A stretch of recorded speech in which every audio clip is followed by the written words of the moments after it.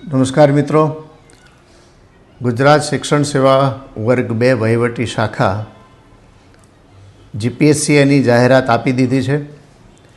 એની સાથે એનો નવો અભ્યાસક્રમ પણ આવી ગયો છે. નવા અભ્યાસક્રમ અને જૂના અભ્યાસક્રમ વચ્ચે શું ડિફરન્સ છે એની ઘણા મિત્રો પૂછપરછ કરતા હોય છે, તો આજે એની ટૂંકમાં ચર્ચા કરીએ. ગુજરાત શિક્ષણ સેવા વર્ગ 2 વહીવટી શાખાનો જૂનો અભ્યાસક્રમ 31 મુદ્દાનો હતો. નવા અભ્યાસક્રમની અંદર મુદ્દાઓ ઘટાડી અને 29 મુદ્દાઓ કર્યા છે.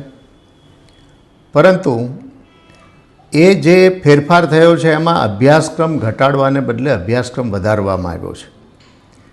દાખલા તરીકે જૂના અભ્યાસક્રમની અંદર 1, 2 અને 3 નંબરનો જે મુદ્દો હતો, 1 નંબરની અંદર the Bombay primary education act 1947, 2 નંબરનો મુદ્દો હતો the right of children to free and compulsory education act 2009 અને 3 નંબરનો મુદ્દો હતો Gujarat educational institutions services tribunal act 2006. આ 3 મુદ્દાઓને 28 નંબરના એક મુદ્દાની અંદર સમાવેશ કરી દીધો છે. જૂના અભ્યાસક્રમમાં 1, 2 અને 3 એમ 3 મુદ્દા હતા, જ્યારે અહીંયા 28 નંબરના એક જ મુદ્દામાં આ 3 બાબતો સમાવી દીધી છે. આ ઉપરાંત એમાં ઉમેરો પણ કર્યો છે. The Bombay primary education act 1947 જૂના અભ્યાસક્રમમાં હતો, એના રૂલ્સ 1949 નહોતા. એ નવા અભ્યાસક્રમના 28મા નંબરના મુદ્દામાં જ એનો ઉમેરો કરી દીધો. The right of children to free and compulsory education act 2009 એના રૂલ્સ ગુજરાત સરકારે બનાવેલા રૂલ્સ 2012માં તૈયાર થયા.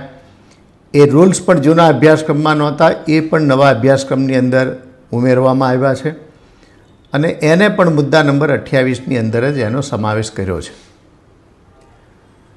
ત્રીજો જે મુદ્દો છે સર્વિસીસ ટ્રિબ્યુનલ એક્ટ 2006નો, એ મુદ્દો પણ એની અંદર ઉમેરો છે 28 નંબરના મુદ્દામાં. આ ઉપરાંત માધ્યમિકને લગતા કાયદાઓ, વિનિયમો અને કોડ એ જૂના અભ્યાસક્રમની અંદર નહોતા, એ નવા અભ્યાસક્રમમાં દાખલ કરવામાં આવ્યા છે અને એ પણ 28 નંબરના મુદ્દાની અંદર જ સમાવવામાં આવ્યા છે. એમાં 3 છે Gujarat secondary and higher secondary education act 1972, બીજી બાબત છે Gujarat secondary and higher secondary regulations 1974 અને ત્રીજી બાબત છે કે ગ્રાન્ટ ઇન એડ કોડ 1964. આ 3 મુદ્દાઓ જૂના અભ્યાસક્રમમાં નહોતા, એ 3 મુદ્દા નંબર 28ની અંદર સમાવી દેવામાં આવ્યા છે.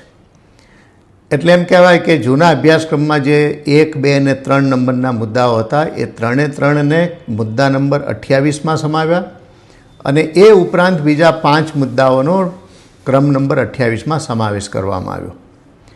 આ સિવાયના કોઈ અભ્યાસક્રમની અંદર ચેન્જ કરવામાં આવ્યો નથી. જૂના અભ્યાસક્રમમાં દાખલા તરીકે ક્રમ નંબર 4નો મુદ્દો છે, તો એ નવા અભ્યાસક્રમના ક્રમ નંબર 1 ઉપર છે.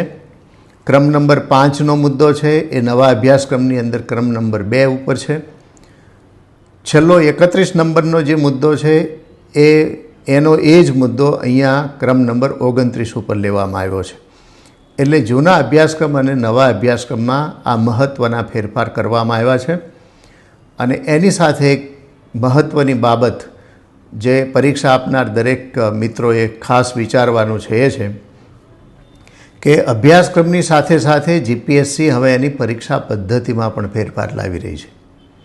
તો એ પરીક્ષા પદ્ધતિને ધ્યાનમાં રાખીને તમારે આ તમામ મુદ્દાઓનું અધ્યયન કરવાનું છે, એનું લર્નિંગ કરવાનું છે. એ હવે પછીના વિડીયોની અંદર આપણે જોઈશું. Thank you.